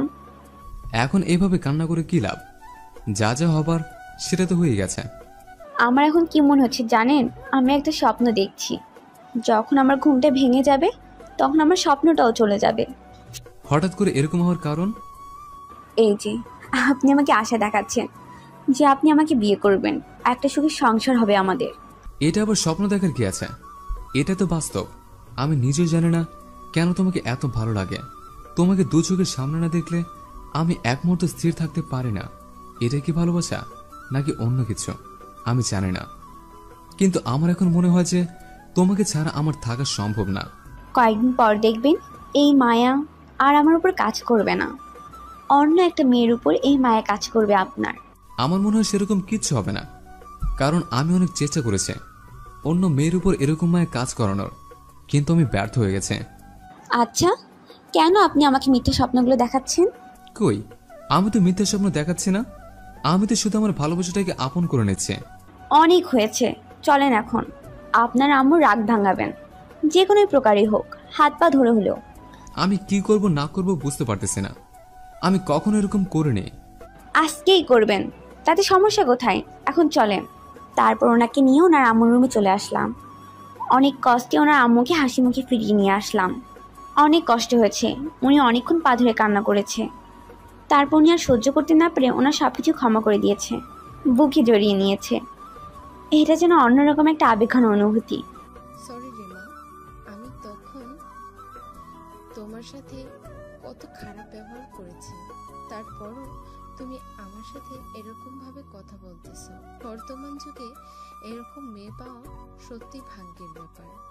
আমার মা এই পৃথিবীতে বেঁচে নেই, তাই আমি মায়ের অভাবটা হাড়ে হাড়ে বুঝতে পারি। কে বলেছে তোমার আম্মু নেই পৃথিবীতে? আমাকে দেখে কি তোমার আম্মু মনে হয় না? আমাকে কি তোমার আম্মু বানিয়ে নেওয়া যায় না? আমি কি বলবো, কি করব বুঝতে পারছি না, তাই মাথা নিচু করে চুপচাপ দাঁড়িয়ে রইলাম। কি হলো, কথা বলতেছো না যে? আমাকে কি তোমার আম্মু বানিয়ে নেওয়া যায় না? আমি আর নিজেকে ধরে রাখতে পারলাম না, আমি সোজা ওনাকে ঝাপটে জড়িয়ে ধরলাম। আমার নিজের অজান্তে আমার চোখ দিয়ে নোনা জল গড়িয়ে পড়লো। আজ কতদিন বাদে মা ডাক দিতে পারবো। পাগলি মেয়ে, কান্না করতে হবে না।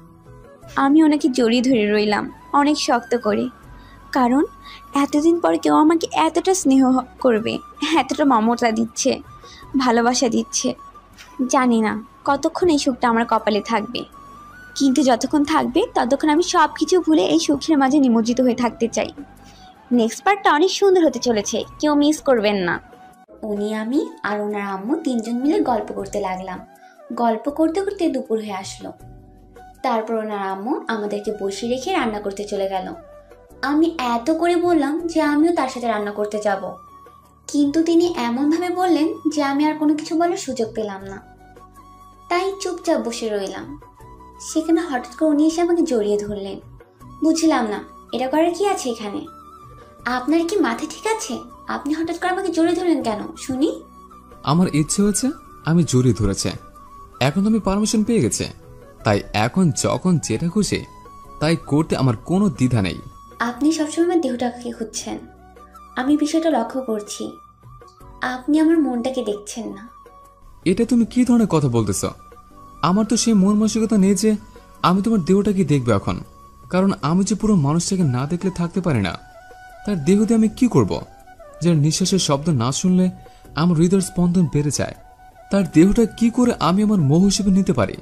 তার হৃদয়টাকে আমি আমার মোহ হিসেবে নিতে চাই। সে যদি আমাকে ভুল বোঝো, তাহলে তো দুজনের মাঝে সবসময় ঝগড়াঝাটি লেগেই থাকবে। তাকে বোঝা উচিত আমার মনের অবস্থাটা। অনেক হয়েছে, আর ভাষণ শুনতে ইচ্ছা করছে না। এখন আমাকে জড়ি ধরা শেষ হয়ে গেলে ছেড়ে দিয়ে বসে থাকেন। যে কোনো সময় আম্মু চলে আসতে পারে। আর এই অবস্থায় দেখলে বুঝতে পারছেন মান সম্মান, লজ্জা সম্মানের কি অবস্থা হবে। ওসব কথা বাদ দাও। এখন কথা হচ্ছে, আমরা যে এখন হসপিটালে যাব অ্যান্ড ডক্টরকে সব টাকা পেমেন্ট করে দিয়ে আসবো। ডক্টর আজ বিকেলে তোমার বোনের অপারেশন করবে অ্যান্ড কালকে আমরা তাকে হসপিটাল থেকে নিয়ে আসবো খুব তাড়াতাড়ি। এত তাড়াতাড়ি তাকে বাসায় আনলে তার ট্রিটমেন্ট করবে কে? আমরা তো তার ঠিক মতো ট্রিটমেন্ট করতে পারবো না। সেখানে নার্স থাকবে, ডাক্তার থাকবে, তারে দেখাশোনা করবে। আর আমরা হঠাৎ করে তাকে এত তাড়াতাড়ি অপারেশনের পরের দিন বাসায় নিয়ে আসলে তার অবস্থা তো খারাপ হয়ে যাবে। সেটা নিয়ে তোমাকে টেনশন করতে হবে না, সব ব্যবস্থা আমি করে রাখবো। কারণ কালকে আমরা বিয়ে করতে যাচ্ছি। যদি আমার হবু শালীকে সেখানে উপস্থিত না থাকে, তাহলে আমি কিভাবে বিয়ে করব? আপনার কি মাথা ঠিক আছে? আমরা কালকে বিয়ে করছি মানে কি বলতে যাচ্ছেন? কালকে বিয়ে করে কেউ? আর আমার বোনের যদি আজকে অপারেশন হয়, তার সুস্থ হতে কিছুদিন সময় লাগবে। আপনি এই কয়টা দিন ধৈর্য ধরে থাকেন। আমি বললাম তো সব ব্যবস্থা করে রাখবো। এত দেরি করে লাভ কি? বিয়ে তো করতে হবে, তাই না? আজকে করলে করতে হবে, কালকে করলে করতে হবে, পরে করলে করতে হবে। বিয়ে তো করতে হবে, তাই না? এটা তো বুঝলাম, আজকেও বিয়ে করলে করতে হবে, কালকে বিয়ে করলেও করতে হবে। কিন্তু আজকে যদি বিয়ে না করি, পরে বিয়ে করলেও তো করব। বিয়ে তো করবই, তাই না? এত অধৈর্য হওয়ার কি আছে? এতদিন যেহেতু ধৈর্য ধরে থাকতে পেরেছেন, এই কয়টা দিনও ধৈর্য ধরে থাকতে পারবেন। আর আমার কথা হচ্ছে, আমার বোনের তো দেখাশোনা করতে হবে। আর আমরা যদি বিয়ে করে ফেলি, আমি তো আপনাকে সময় দেব না, আমার বোনকে সময় দেব। অথচ একটা কথা ভেবে দেখেন, আমার বোন যদি সুস্থ হয়ে যায়, তাকে তো আর দেখাশোনা করতে হবে না। তখন তো আপনাকেই সময় দিতে পারবো। এখন আপনিই ভেবে দেখেন কোনটা করবেন। আমরা তো নার্স রাখবই আমার হবু শালিকাকে দেখাশোনা করার জন্য।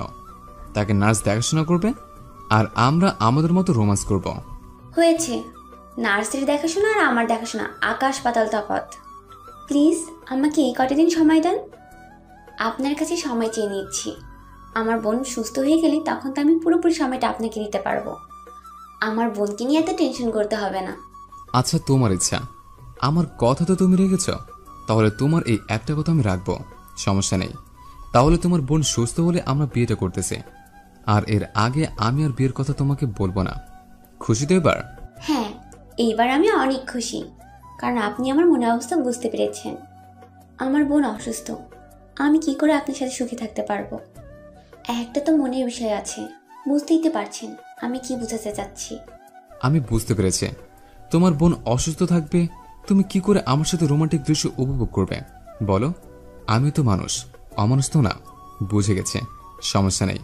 তুমি তোমার মতো সময় নিয়ে নাও, আমি ধৈর্য ধারণ করতেছি, সমস্যা নেই। আপনার লজ্জাশরম বলতে কি কিচ্ছু নাই নাকি? বুঝতেছি না। সবাই শুনে বলবে নির্লজ্জ কথাকার।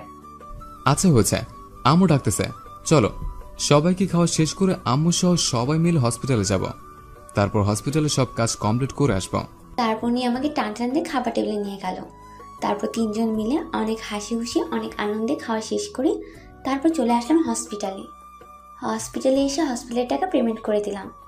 তারপর ডাক্তারের সাথে কথাবার্তা বললাম। ডাক্তার কখন আমার বোনে অপারেশন করবে, কি করবে না করবে সব কিছু ডক্টরের কাছ থেকে শুনে আমরা বাসায় চলে আসলাম। একটু পর আবার হসপিটালে যেতে হবে। আমরা বাসায় এসে রেস্ট করে রাতের খাবার শেষ করে আবার হসপিটালে চলে আসলাম। তারপর আমার বোনে অপারেশন হয়ে গেল আর সব ঠিকঠাক মতো চলতে লাগলো। ওনার সাথে আমার খুশির সময় চলতে লাগলো। উনি আমাকে বারবার ডিস্টার্ব করে, আমি সহ্য করে নিচ্ছি। সারা জীবনই পাগল মানুষের সাথে থাকতে হবে, তার পাগলামো তো আমাকেই মেনে নিতে হবে। আমি বাসের ঘরে বসে আছি, উনি বাইরে ওনার বন্ধুদের সাথে আড্ডা দিচ্ছে। কীরকম লাগে, মেজাজটা গরম হয়ে যাচ্ছে। বিয়ের জন্য এত তাড়া দিচ্ছিল, আর এখন বিয়ে করার পর খুঁজেই পাওয়া যাচ্ছে না। এই জন্যই বলে বিয়ের আগে মানুষের রূপ একটা, বিয়ের পর মানুষের রূপ পরিবর্তন হয়। কিন্তু আজকে বাসরাতে অথচ ঠিক সময় আসা উচিত ছিল, কিন্তু উনি ওনার বন্ধুদের সাথে বিজি। ঘড়ি কাঁটা টিকটিক করতে লাগলো। দেখলাম 12টা বেজে গেল। এবার আর নিজেকে সামনে রাখতে পারলাম না, উঠে যেতে ধরলাম। দেখি দরজা খোলার শব্দ, তাড়াতাড়ি এসে বসে পড়লাম আবার নববধূর মতো। আর চোখে তাকিয়ে দেখি উনি আমার দিকে এগিয়ে আসছে। আমার হৃদয়ে কেউ মনে হয় হাতুড়ি দিয়ে হাত তুলে পিটাচ্ছে। বুঝতে পারতেছি না আজকে এরকম হচ্ছে কেন। উনি তো এর আগেও আমার কাছে এসেছিল, তখন তো এরকম হয়নি, কিন্তু আজকে এরকম হওয়ার কারণ কি? অন্যরকম একটা ফিলিংস কাজ করতেছে নিজের মধ্যে। শেষ পর্যন্ত আমি আমার হৃদয়ের স্পন্দনকে বিয়ে করে নিলাম আর সারা জীবনের জন্য বেঁধে নিলাম আমার মনের সাথে। তার মন এখন সেটা চাইলেও আমার কাছ থেকে দূরে চলে যেতে পারবে না। আপনার এই বয়ান শোনার জন্য আমি এতক্ষণ ধরে এখানে অপেক্ষা করছিলাম। আপনি গেছিলেন কোথায়? আপনার কোনো খোঁজ খবর ছিল না? বিয়ে করার পর তো একদম উধাও হয়ে গেলেন। তোমাকে শুধু একটু বোঝানোর চেষ্টা করলাম যে অপেক্ষা জিনিসটা কতটা কষ্টকর। আমি তাহলে কিভাবে অপেক্ষা করতেছিলাম এতদিন? আজ তুমি তো একটু অপেক্ষা করতে পারছো না আমাকে ছাড়া। ব্যাপারটা বুঝলাম না। আপনাকে আর বুঝতে হবে না, আমি আর কতক্ষণ এইভাবে বসে থাকবো এই ভারী জামা কাপড় পরে? আপনি কি এখন আমাকে এখান থেকে উদ্ধার করবেন? ও আচ্ছা, এই ব্যাপার তাহলে। আচ্ছা, তোমাকে মুক্ত করে দিচ্ছি সবকিছু। তারপর আমি ধীরে ধীরে আমার বউকে একটু কাছে টেনে নিলাম। আস্তে আস্তে পুরো মানুষটাকে আমার কাছে টেনে নিলাম। দেখতে আজকে অন্যরকম লাগতেছে। আমি তাকে দেখে ফিদে হয়ে যাচ্ছে আর তার রূপের মাঝে নিমজ্জিত হয়ে যাচ্ছে। নিজেকে আর ধরে রাখতে পারলাম না। আরে এটা কি রকম ব্যবহার হচ্ছে? ছেড়ে দেন, এখন এসব করার সময়। কিন্তু কে শুনে কার কথা? উনি ওনার ঠোঁট দুটো দিয়ে আমার ঠোঁটগুলো আঁকড়ে ধরলেন, আর এক হাত আমার পিঠে রাখলেন, আর অন্য হাত দিয়ে আমার গলা ধরলেন। আমি কিছু বললাম না, কারণ আজকে আমার ইচ্ছা করতেছে ওনার স্পর্শগুলো পেতে। কারণ এখন তো উনি আমার স্বামী, এখন আমরা নতুন বন্ধনে আবদ্ধ হয়েছি, আর এটাতে সব কিছু বৈধ। তাহলে সমস্যা কোথায়? আস্তে আস্তে হারিয়ে গেলাম ভালোবাসার অতুল সাগরে, যে সাগরে তলদেশ বলতে কিছু নেই। কারণ এই ভালোবাসার সাগরে শুধু নিমজ্জিত হওয়া যায়, এখান থেকে উদ্ধার হওয়া যায় না। তারপর উনি আমাকে আদর করতে লাগলো, আর আমি ওনার আদরগুলো উপভোগ করতে লাগলাম। আরে আপনারা এখানে কি করেন? আমরা তো এখন এখান থেকে বিদায় নিচ্ছি। আপনারা আপনার ভালোবাসার মানুষকে কাছে টেনে নেন, তাকে বিয়ে করেন, তাকে আদর করেন, তার আদরগুলো উপভোগ করেন, আর জীবনটা সুখময় করে তোলেন।